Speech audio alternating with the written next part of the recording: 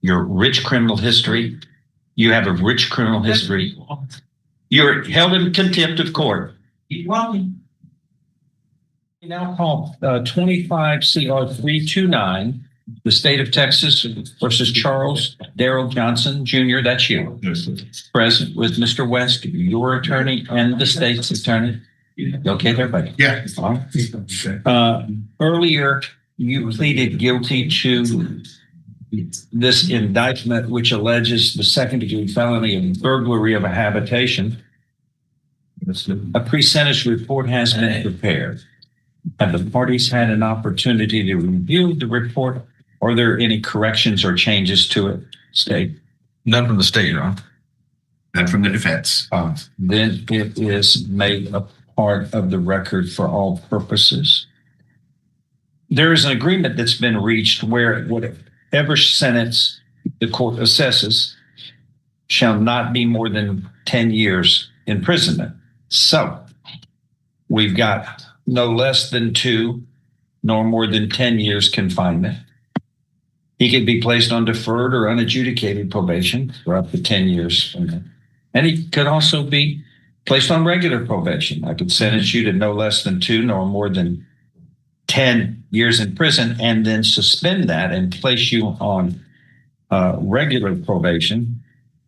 But you've been on probation before, and that was revoked back in 2002. Then it looks like in 2009, you were sentenced to 6 months in the state jail for drug conviction. So that's 2 felonies convictions. And then we have a marijuana possession, which was regular probation. That's a conviction, illegal possession of marijuana, and that was in 98. And then 03, 30 days in jail. These are misdemeanors. Possession of drugs, 30 days of marijuana. Another in 2012. There were 2 of those in different. That's odd. Look at that. That's the same exact number. That can't be right. They duplicated that. So It's true. That's got to be an error.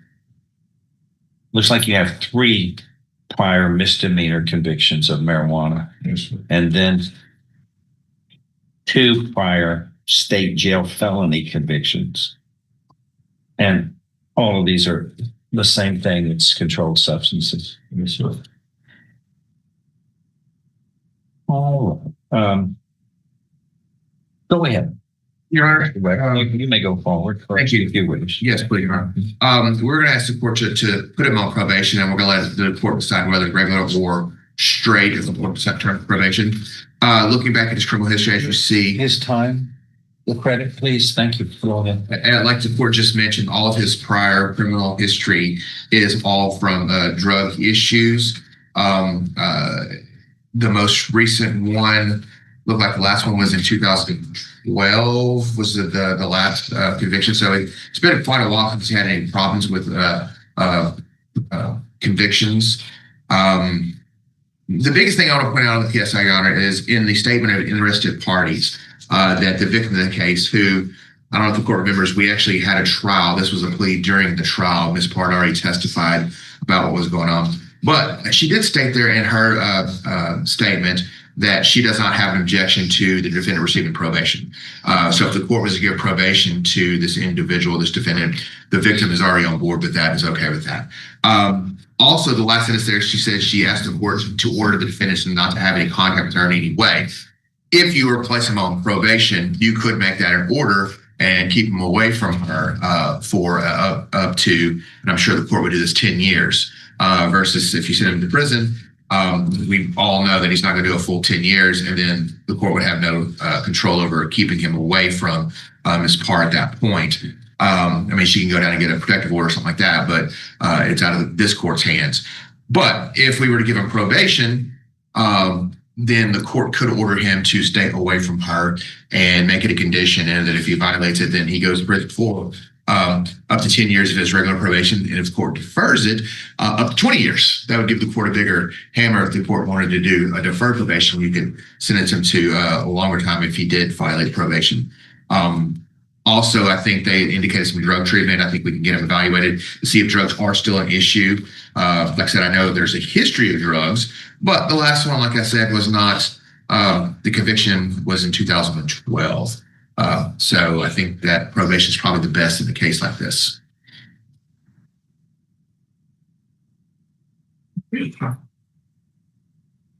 That's all I have to stop. And then the other side.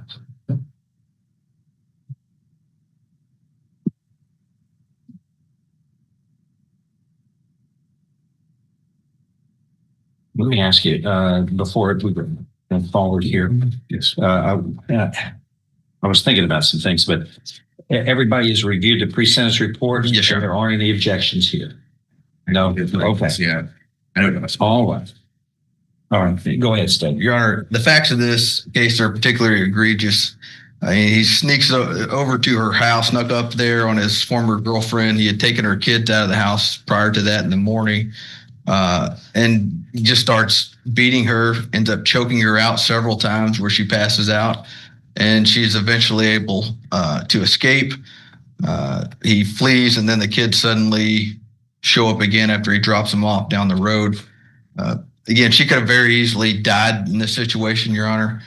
I believe it warrants every bit of the 10 years. And even now, the defendant continues in his PSI to contradict the evidence that was presented in the testimony for both her and what her kids, the statements her kids had given as well. He continues to not take responsibility. And in fact, he says, I went ahead and went with it because he said I could get 20 years and I didn't want 20 years. So I still don't have him acknowledging that he did this, and he's still not taking responsibility, Your Honor. And I believe he deserves no less than the 10 years, Your Honor. Any response? Your Honor, we can let Mr. Johnson testify about that if you don't mind. I can call him as a witness about Okay. that. Okay. Raise your right hand. Do you solemnly swear or affirm any statements you make during this hearing shall be the truth, the whole truth, and nothing but the truth, so help you God? That's right. Lower your hand. Go ahead, Mr. West. Mr. Johnson, part of the indication says here that you didn't break into her house, and you still believe that you did not break into the house, correct? Okay. You did go in the house uninvited, correct? We went into the house. Hold on. Hold on. Hold on. Hold on. It's all about what the facts are. Yes, sir. I asked everybody, is there any changes or corrections to the pre-sentence report? And there were none. Let me read the second line of paragraph 2 under police version. The second paragraph, on the above day, Charles Johnson snuck up on his girlfriend, Nisha Parr, as she was trying to enter her residence in Beaumont. Johnson then forced his way into the house behind her and began assaulting her. I'm sorry. He forced his way is a violent act. Okay, let's correct the record. You weren't invited in. This says you forced your way in, which means it was without her volition, and then assaulted her. Your Honor, this is not his statement. He doesn't. What I'm getting at, I was getting to question him, is that he was there. They went in. It wasn't a situation. He's saying the police are wrong in this report. Well, Is that what he said? Well, let's come on. Well, let's get straight. Is this, nobody objected to this? That's what makes me unsettled. I've got to make my decision on the facts. No one objected to this. This is here. He forced his way in. Is this wrong or not? That's the police version. I can't say their version is what they put down as wrong. Do you debate their version? We do. His right, is different. It's not, we can't object to what the police say. If there's a big difference between what is being said here by the authority that wrote this and you, point it out to me. Okay. I mean, I do read this, but sometimes these things pass by unless they are emphasized, because this is a big problem right now. He says one thing, the police are saying another. I'm going to be the fact finder. Go forward. Well, Your Honor, Go forward. we had a trial, and the defendant or the victim even testified to that. Okay, but his position is that, and I'm trying to give a question, is that he did go in uninvited, kind of forced his way through, but it wasn't a situation where he broke a window or broke a door or went in that type of way. He was convicted of intentionally and knowingly entering a habitation without the effective consent of the owner with intent to commit assault. Okay, but Your Honor, sometimes with non-lawyers, they don't understand the difference between breaking into and going out without consent. I think Facts are the facts. The facts are the That's facts. all I want. It's facts. Facts are facts, but I think when you ask, did you break in, he's going to say no, because most non-attorneys deal with this don't consider just going in without I've permission. done this for 40 years. I know what you're saying. Okay, all right. Good, that's what I'm getting at. So I think that explains his version of it, that he didn't break into. I think that's going into it. Now, whether he went in with permission or not, I don't think he went in with permission. I don't think anybody believes that.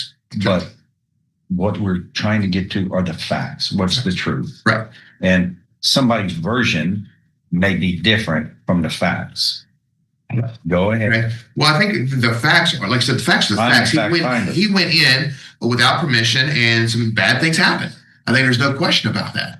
Okay. The question is in his report. I'm trying to correct his version here, or let him explain to it that it wasn't that he broke into, because I think they asked him when asking the defendant if he broke into the victim's house. The defendant said no. Okay. So I think that's the issue here. Is I don't believe he broke into, meaning broke in a door, broke in a window, something like that. But he did enter. If they would have asked, did you enter without permission? That'd have been a different question. Okay. So I just want to make sure the court that's correct. Okay. And it's not an objection to it, because that's exactly what all was said. We're not objecting to any of that, because that's true.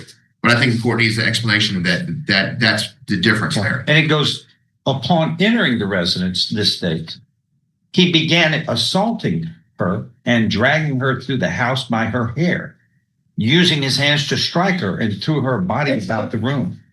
Then used his hand at the front of her throat, grabbed her trachea, then squeezed her throat, cutting off her breathing and causing her to pass out. So does that look like he was invited and welcomed in there, or he snuck in behind her and immediately began to assault her? That's not forcibly entering. When, Your Honor, there was testimony from the victim that he was in no way invited. In fact, he showed up behind her as she was going in through her garage and ran up on her. Do you agree with that? Went into the house. Yes. Okay. But I'm just saying that the phrase broke into, I think that I don't want. We're semantics now. Well, I'm talking about he committed the crime of burglary and she was assaulted. That's why I was. Let's move on to what the points are. We're bogged down on how he entered the building, but it was for no good purpose. It was not with permission. It was not for a good purpose, right? But it wasn't a situation where he broke into. I think so. I don't want the court to say that he lied here, because I think his version is that he didn't break into because he doesn't understand what the law says. Okay. Wait, did he enter her home without her permission? Absolutely. Okay. So he trespassed. Okay, that's a crime. I know. We're not saying that he didn't get in. To get in, he committed a crime. We didn't say that he didn't commit a crime. Let's move forward. Okay, all right.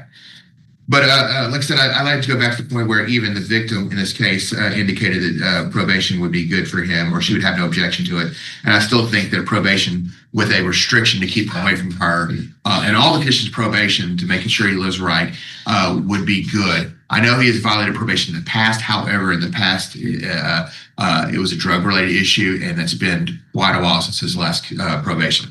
So I think this is the type of case that this would keep him under the court's authority, keep him under the court's eye through the probation department. That this would be helpful for this both the victim and the defendant in this case. So, Your Honor, the victim here could have died multiple times. He passed out several times. And by the grace of God, she didn't end up dying and was able to escape. Who knows if she wasn't able to escape, and one of the times when she has to go to the kitchen, what would have happened in the end. So sometimes we have to protect the victims also. In these type of relationships, we know they tend to want to be lenient on the defendants. However, that's a dangerous situation, and what he did was extremely dangerous and horrible. And with those kids again, dropping them back off over there, and they have to see the house being completely busted up, knowing their mother has been strangled and beat. I believe, again, every bit of that 10 years is warranted in this case. What would you like to say, sir? This is your time. Before we told me to the thing that happened, What happened? me going Because he's saying something different than he is. I went into the house without permission. And then what? Yeah, really. No price. Then what? Oh, she punched you first? No, sir. I grabbed the phone and she grabbed me and we started wrestling over the phone basically.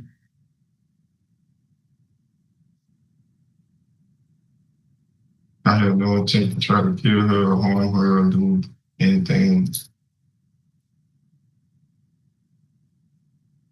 Well, it says you dragged her through the house, used your hand to squeeze her throat, cut off her breathing, causing her to pass out. When she would regain consciousness, you would continue your assault and squeeze her again. This assault went on for several hours before she was able to escape her house, running to a nearby business where a citizen was able to contact the police for her. She sustained injuries in the form of abrasions, scrapes, cuts, and bruises all over her body. Are you kidding me? You're going to stand by what you just told me, that really nothing, you didn't intend to do anything, this was no big deal, in spite of what this says? You don't understand and appreciate the seriousness of what happened in this person's home where she's supposed to live in peace? Yes, sir. Okay. Here's another statement that I don't understand that you made to the probation office. When asked how you're going to do if granted probation, you stated, "I'm going to do good. I'm not really a drug guy." Really? What are you? How many convictions do you have of drugs? It's pretty. Wrong. Do I know more about you than you do? No, in 98, you were convicted. 1 year adjudicated probation of illegal possession of marijuana. In 2003, 30 days in jail. In 2012, 30 days in jail, marijuana. In 12, 30 days in jail. In 2002, let's talk about the felonies now. 2 years state jail, probated for 5 years for drugs. That's 5. That was revoked, and you received 6 months state jail. And then in 2009, 6 months in the state jail. 2 felonies and 1, 2, 3, 4 misdemeanor drug convictions. But you're not a drug guy. You don't have an answer to that. No, Because it's just nonsensical. I'm speaking about recently. Oh, recently, you mean since you've been in jail? You don't use marijuana in The jail. last 12 years, I haven't been. Let me ask you this. This event, was this caused by drugs? No, sir. So this is the way you act when you're sober? No, sir. Yes, it is.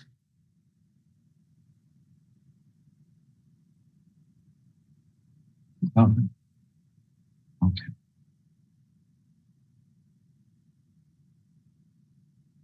Within this. Dead. If not, I'm going to find the defendant has pleaded guilty voluntarily. He is mentally competent to do so. You understand and appreciate the consequences of pleading guilty. Yes, sir. There's sufficient evidence supporting your guilt, your plea of guilty from State's Exhibit 1 admitted to your hearing to find you guilty beyond a reasonable doubt. I now find you guilty beyond a reasonable doubt, and I am following this agreement. The agreement is whatever sentence shall not exceed a cap of 10 years imprisonment. You are hereby sentenced to confinement in the Institutional Division of the Texas Department of Criminal Justice to serve a term of 10 years. You can leave. Ma'am. You can leave. You step outside, ma'am. Step outside. This is what we call justice. Your rich criminal history. You have a rich criminal history. You're held in contempt of court. Get her. She'll be. You can't make an outburst in court. Get it. You're going to be given credit for all time you have served, but you can't invade somebody's home and assault them. And with your rich criminal history, we know better. All right. Okay. Anything else to add? No, Your Honor. That is all. You can't make an outburst in this court. I'm sorry. You can be held in contempt of court up to 6 months now. Are you related to somebody here? I'm sorry, sir. Or that's okay. Or are you related to somebody? Who do you know? This man? Yes. How do you know him? He's your brother. All right. You were here and you heard what this was all about, right? Did you hear? Okay. It's a very serious thing. Yes. And his criminal history was, but here's an issue when he gets out, the family needs to help with this. It's still a drug issue that he's struggling with. And he says he doesn't have a drug problem, but I think a lot of this is based upon what is out there. People don't know what's out there. What the people are manufacturing cause folks who take it to do odd things. And it's very serious. Some people are dying out there right now for some of this. But I think you're a rational thinker when you're not inebriated with drugs. And I just wish that seems to be your problem. But then you tell me I don't have a drug problem, but you've got all these convictions for drugs. But it's one of these things that the family's going to have to help you.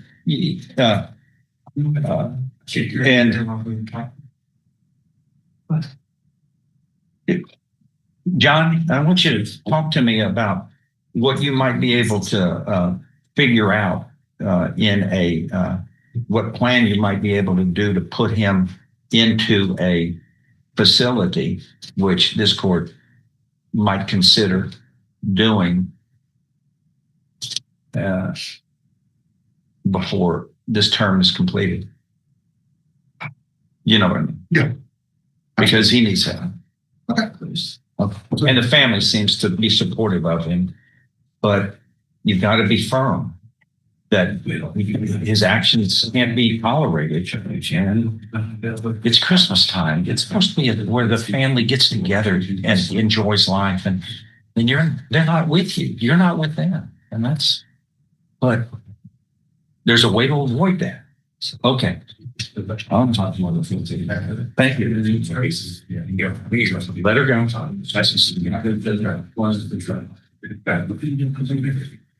Thank you, sir. Yes, I am.